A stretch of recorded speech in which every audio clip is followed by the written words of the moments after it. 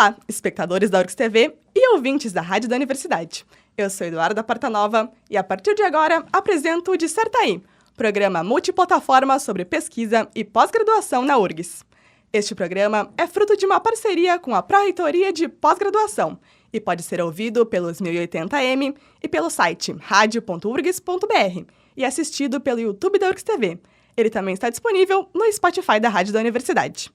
No programa de hoje, nós conversamos com Marcos Moreira sobre a pesquisa Entre a Violência e a Loucura, Gênero, Discurso Jurídico e Médico em Porto Alegre, entre 1934 e 1954. Olá, Marcos, tudo bem? É um prazer te receber aqui hoje. Para começar, então, no seu trabalho, ele procura investigar os processos de desquite e separação de corpos em Porto Alegre entre 1930 e 1950, com foco nos casos de mulheres que alegavam violência de gênero e os homens se defendiam atribuindo a elas problemas de saúde mental. Por que você decidiu fazer essa pesquisa? De onde é que surgiu a vontade de pesquisar sobre este tema? Certo. Então, muito obrigado, pelo convite, poder estar aqui. Então, tem tempo, porque isso aí vem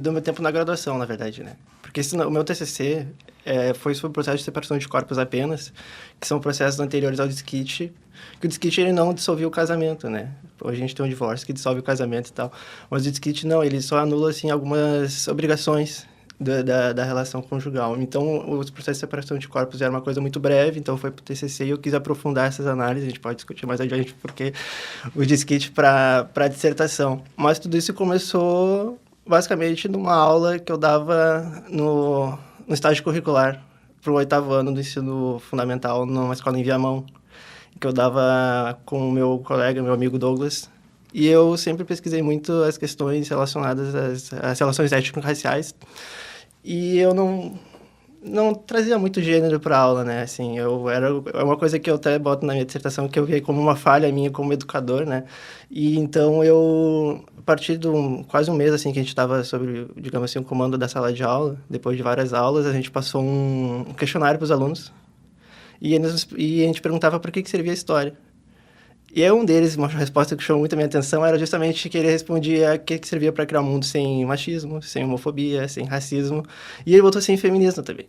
Então aí a gente percebeu, tem uma coisa aqui que está faltando para a gente poder trazer para eles, Então aí foi que eu comecei a ver essa lacuna na minha, não digamos na minha formação, porque a URGS me disponibilizou isso tudo, Mas a minha falha é como ir atrás desse tipo de conteúdo, Então, e aí eu comecei aí a gente preparou uma aula sobre gênero, sobre as relações de gênero e tal, para passar para a turma, inspirados ali na dissertação da Muriel de Freitas, que trabalha essa questão, uma pesquisa até com uma temática parecida com a minha, a minha, no caso, parecida com a dela. E a gente levou para a sala de aula, assim, a gente levou uma atividade que era relacionada a gente trazia situações como seriam vividas por um homem e por uma mulher. A gente esperava encontrar respostas do tipo, as mulheres eram histéricas e agiam pela emoção, e os homens eram racionais e tal. Mas foi totalmente diferente com a turma e tal, e eles nos deram um banho, deram uma aula para nós, assim, nesse sentido, E foi uma coisa muito transformadora, para te falar a verdade, assim, pensando no meu papel como educador, E a partir daí eu comecei a investigar, a me voltar aos estudos das relações de gênero, E depois eu encontrei dos arquivos judiciais esse caminho, por conta do catálogo do Arquivo Público de Histórias das Mulheres, que tem um catálogo bem específico, assim, muito bom, muito profundo sobre isso. E aí, então, eu conectei os gêneros e os arquivos judiciais, comecei no TCC e aprofundei, então, para a dissertação. Então, foi mais ou menos por aí. E tu teve uma pesquisa, então, bem grande de arquivo. Como é que foi a metodologia para chegar nessa dissertação? Como eu disse, eu comecei pelo processo de separação de corpos do TCC, E lá, enfim, era uma época de pandemia, tudo precisava ser mais breve. Aí eu localizei esses processos foram me chamando a atenção na súmula mesmo, desse catálogo, os processos de separação de corpos que as mulheres acusavam os homens de terem cometido violência. E eu uso, o termo violência de gênero, só que esse não era o termo usado, elas não diziam que estou sofrendo violência de gênero, Porque isso digamos, não era o termo, conceito daquela época, mas eu uso para mostrar a continuidade desse tipo de processo, esse tipo de violência acontecendo, Primeiro eu localizei esses processos relacionados ao discurso sobre a loucura das mulheres, e depois na dissertação eu investiguei praticamente o mesmo período de tempo, as mesmas questões que eu localizei naquele nos processos de diskit, que eram muito maiores, muito mais numerosas no próprio catálogo, mas ainda assim eu achei que faltava abraçar mais coisas ali, né? Então eu separei os processos de 1934 a 1954 que continham a violência de gênero ali naquela súmula. E aí eu li todos. E aí foi... Esse é o trabalhinho também, né? Que daí a gente fica ali no arquivo público, enfim, abrindo centenas de páginas. E quando eu localizei, então, essa questão da loucura, do discurso sobre as questões psicopatológicas das mulheres, eu selecionei, né? Isso é até engraçado porque, enfim, é uma temática bem sensível, a violência de gênero, né? Óbvio. E ao mesmo tempo, quando tu tá ali investigando esses processos, por exemplo, eu abri centenas de processos sobre violência de gênero. E ali eu tinha que localizar, e é como se eu encontrasse alguma coisa, de certa forma, o que eu buscava mesmo, que era alguma coisa a mais além da violência. E isso me parece até meio sádico, sabe? Então fica essa relação e é uma coisa que tu fica se distanciando e se aproximando das tuas fontes. Então, o processo foi esse, assim, né? E depois separar, voltar, fotografar. E o seu mestrado ele é em História, mas ele traça o paralelo com muitas outras áreas, com Direito, com Medicina, com Psicologia. Como é que foi costurar todas essas áreas diferentes em um trabalho só? É que não tem como separar essas coisas agora. Sempre quando eu olho agora para esse meu trabalho, não tem como separar o direito da história, da medicina, porque praticamente tudo é história, na verdade, né? Então, a própria formulação que eu trabalho, né? No meu trabalho tem 3 capítulos que são meio independentes, digamos assim, né? Que é a construção da masculinidade, das feminilidades e a violência. Daí um mais voltado ao direito e mais voltado à medicina, em especial à psiquiatria. E tu percebe que tem certos padrões nesse tipo de construção e uma coisa que eu levo para esse trabalho é que o direito e a medicina também atuaram como produtores de gênero. Então, para mim, foi muito profícuo, assim. Principalmente em relação à psiquiatria, tem muitos trabalhos da Fiocruz lá do Rio de Janeiro que tem um curso voltado à história da ciência, então é uma coisa que já está bastante trabalhada lá, então me aprofundei desses tipos de trabalhos. E o direito é uma coisa que é mais, eu acho que até mais comum, assim, digamos assim, né? Principalmente muitos trabalhos voltados aos crimes de sedução, à história do crime mesmo, que a gente pode... que eu bebo muito desses trabalhos para trabalhar os processos civis, né? Enfim, foi uma coisa bem... Foi bem, assim... Acho que é muito agregador, sabe? E na introdução da sua dissertação, você trouxe um trecho que eu gostei muito, que é... por isso, escrevo que não quero contar a história do outro. Quero aqui contar uma história de homens cisgênero heterossexuais que aprenderam a ser violentos com as mulheres. Uma heterossexualidade e cisgeneridade que me constitui, assim como a branquitude. Com que particularidades você abordou esse tema para deixar que esse ponto de vista ficasse claro? Isso é uma coisa que eu sempre quis, era me colocar no texto, né? Só que isso é muito difícil. Assim, eu acho que tem gente que consegue fazer isso de uma maneira incrível e tal, mas eu ainda tenho um pouco de dificuldade quando tô analisando as fontes que são tão distantes, digamos, no tempo de ti.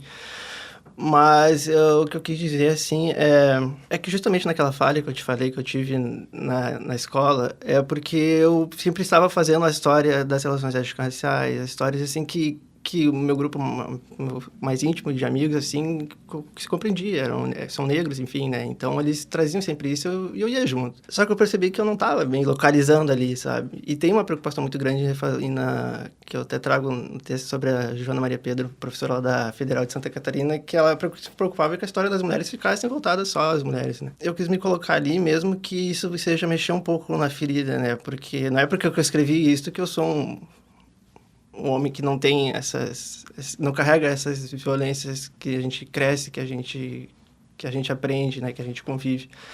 Então, eu tento trazer ao longo do texto, só que acho que fica mais claro na minha introdução e nas conclusões finais, né, porque onde eu posso fazer um pouco mais de reflexão subjetiva, é porque em diversos momentos, talvez eu não consiga escrever ali, mas a gente consegue pensar que eu já me busquei me aproximar daquelas masculinidades hegemônicas que por muitas vezes, majoritariamente, são violentas, e em relação também à homofobia, enfim, são questões que nos constituem, que não são historicizadas, não, mas que são naturalizadas.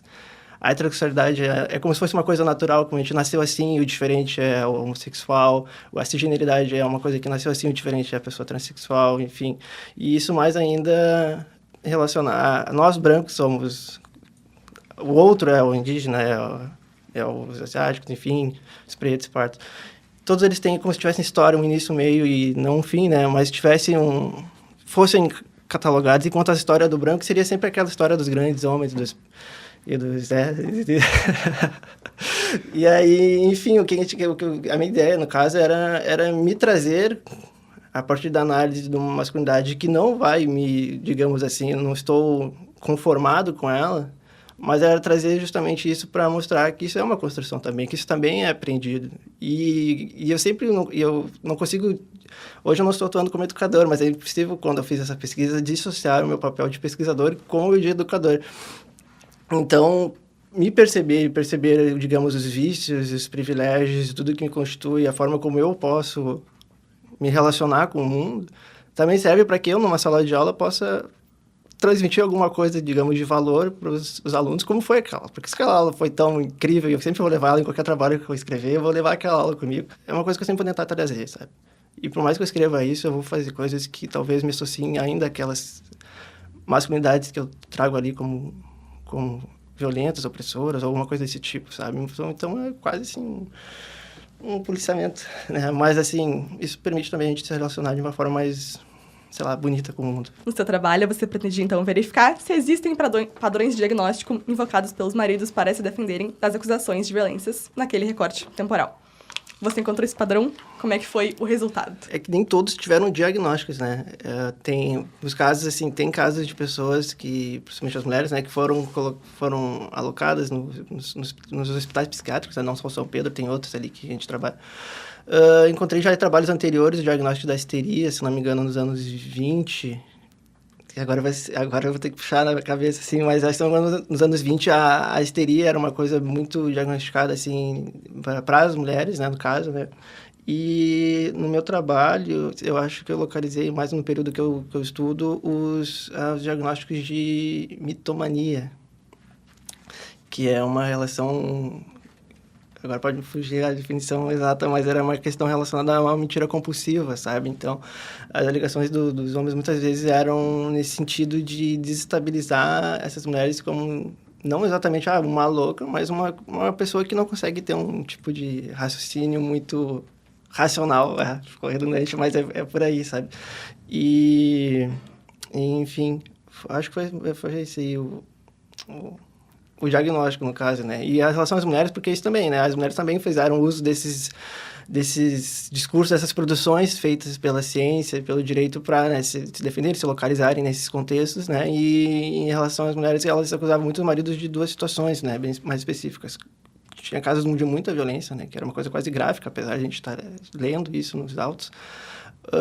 Que acusavam eles de serem psicopatas e degenerados nesse sentido. E as outras acusações eram relacionadas a vícios de embriaguez, de jogos. Você, durante a dissertação, de certa forma, traz a sua própria construção do que é gênero. Que referências tu utilizou para construir esse termo e como é que você define hoje o que é gênero? Bom, eu utilizei várias autoras e autores para trabalhar isso, até porque quando a gente traz para o contexto da América Latina, vem mais coisas agregadas ao gênero, né? Que tem toda a questão racial. No caso, a gente vai trabalhando isso ao longo do texto, né? Mas tem a Judith Butler, a John Scott, a Ryan Connell, que trabalha com masculinidades. Segaya Valência, Maria Lugones, que já trazem um contexto da colonialidade aqui pro contexto, né, da América Latina. A Maria Vitória Viveiros, que eu não sei se estou falando corretamente o nome dela agora, que trabalha no contexto das masculinidades negras na Colômbia.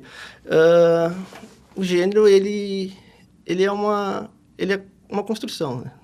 Mas tanto quanto o sexo, né? Porque isso que também é uma coisa que eu coloco no texto, né? Eu coloco não, né? Eu tento trabalhar isso no texto, é que a medicina e o direito produziram um gênero à medida em que eles estabeleceram códigos e, digamos, diagnósticos, ou a própria ginecologia, um caráter segregador do gênero, né? No caso do Código Civil 16 e do Código Penal de 40, tem uma dualidade bem nítida entre o que seria uma mulher boa e uma mulher ruim, né? Que seria a prostituta e a boa mãe, esposa e tal. Inclusive, devendo manter a moral da família intacta, enfim. Então, o gênero ele é construído a partir dessas práticas discursivas e culturais, tanto quanto o sexo, porque, daí partindo para a medicina, a Anna Faust-Sterling, né, que é uma bióloga e historiadora, ela trabalha isso, que eu achei incrível. Foi uma coisa que não estava prevista no projeto, mas que a gente vai conhecendo ao longo do caminho, que a própria ciência sobre gênero, ela é produzida a partir de conhecimentos pré-concebidos sobre sexo e gênero. A própria ciência sobre sexo é concebida por conhecimentos pré-concebidos já de gênero e sexo, né? Então, quando tu vai definir se uma coisa é A ou B, tu já tem na tua cabeça que tu vai fazer essa definição. Então, atribuir o cromossomo X ou Y um caráter de gênero é uma escolha também, sabe? Então, nesse sentido, tu produz...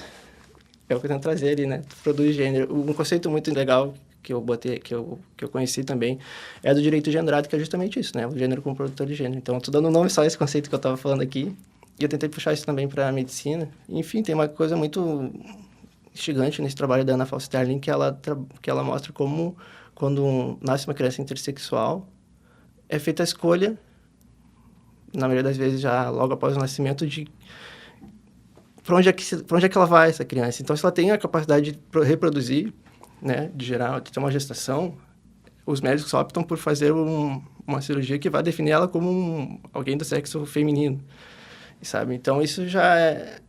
Quem é que tem o direito dessa escolha, sabe? Entendeu? Por que os médicos vão fazer essa escolha?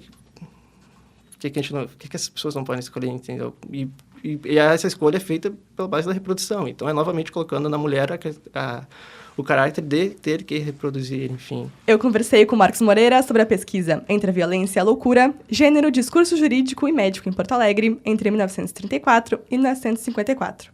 Este é o Disserta Aí, programa produzido pela Rádio da Universidade e URGS TV, em parceria com a Pró-Reitoria de Pós-Graduação. Siga conosco também nas nossas redes sociais, em Rádio URGS e URGS TV.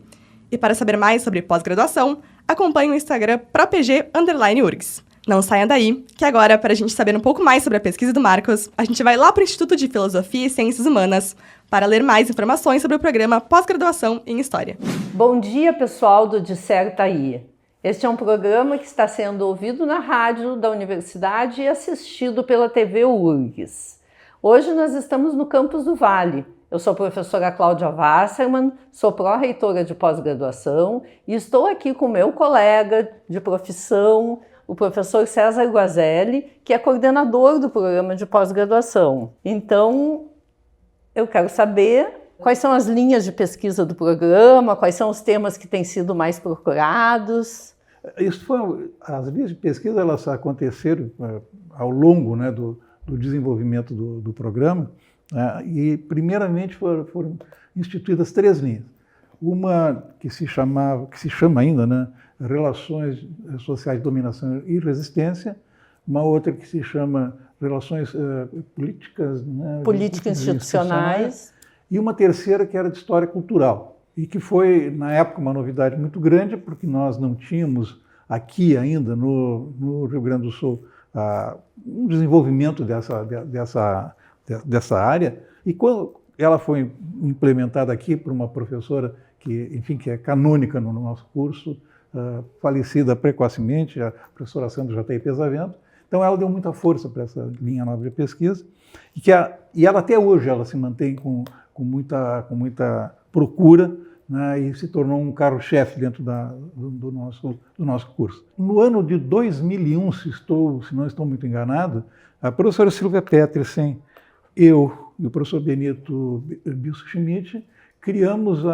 uma nova linha, que era de teoria da história e historiografia, tá, que também é uma novidade em relação a outros cursos. Essas 4 linhas de pesquisa, elas obviamente elas se mantêm ainda com bastante força, algumas com mais procura do que outras. Quer dizer, nós ainda temos a história cultural com uma procura grande, a linha de relações sociais de dominação e resistência também tem uma procura grande. A área de teoria e metodologia da história é a que ainda não se desenvolveu muito, justamente porque as pessoas têm dificuldade, né? Os alunos têm um certo temor para uma área que seria, em princípio, mais difícil, né? Lidar com temas, né?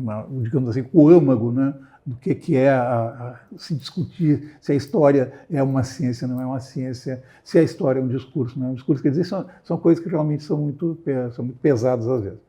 E em termos de procura de temas, quais os temas que estão mais em voga, quais os temas que os alunos têm procurado mais? Penso que está muito associado à nossa realidade brasileira ou internacional até, que tem em vista, digamos, as questões identitárias, quer dizer, mais do que no nosso tempo de estudantes de pós-graduação.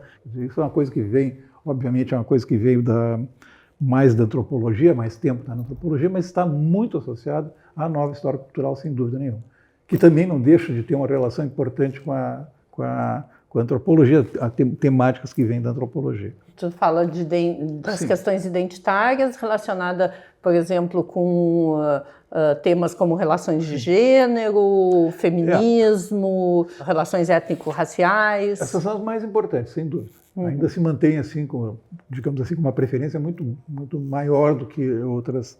E isso se manifesta, por exemplo, na procura quando os alunos vão procurar quem seriam os orientadores. Então, professores que entraram recentemente no pós-graduação têm sido muito procurados. Em relação a ingresso, como é que é? Tem uma seleção, onde que os alunos podem se informar sobre as formas de ingresso na pós-graduação em História? Primeira coisa assim, nós nesse ano e provavelmente no ano que vem, nós decidimos fazer a seleção até o final de dezembro. Quer dizer, não entrar no ano seguinte, como muitas vezes aconteceu, que a gente fazia a seleção e entrava janeiro, fevereiro adentro, que então era uma coisa que complicava a vida dos inscritos, daqueles que queriam fazer a seleção e também dos professores, obviamente.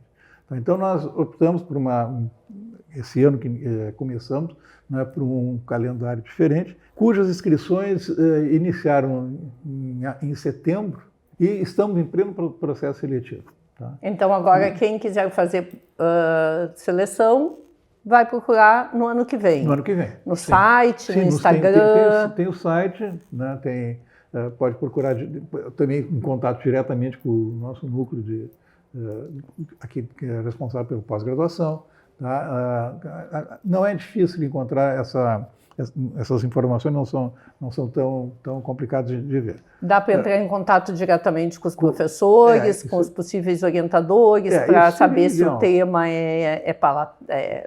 vai ser aceito ou não? Seria o ideal, né? Mas muitos candidatos eles vêm de fora da URGS, né?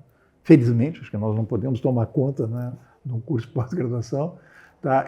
Mas eles têm, às vezes, tem que procurar os currículos, também isso é importante, né? Quer dizer, os currículos dos professores estão acessíveis, tá? Tanto no sistema, no currículo, que é o currículo Lattes, que é o sistema do CNPq, tá? Que, estando atualizado, permite que os alunos vejam, né, até digamos assim, a caminhada desses professores, se ela vem de muito tempo ou não, se são professores mais jovens ou não. E também aí é importante procurar nas informações, vamos dizer assim, diretamente relativas ao concurso específico, quantos desses professores estão abrindo vagas como orientadores, né? Porque isso também é um número que é variável. Tem professores que orientam muitos alunos e que não podem abrir. Às vezes o tema é interessantíssimo, mas ele não pode abrir. Duas coisas que me orgulham muito. Tá?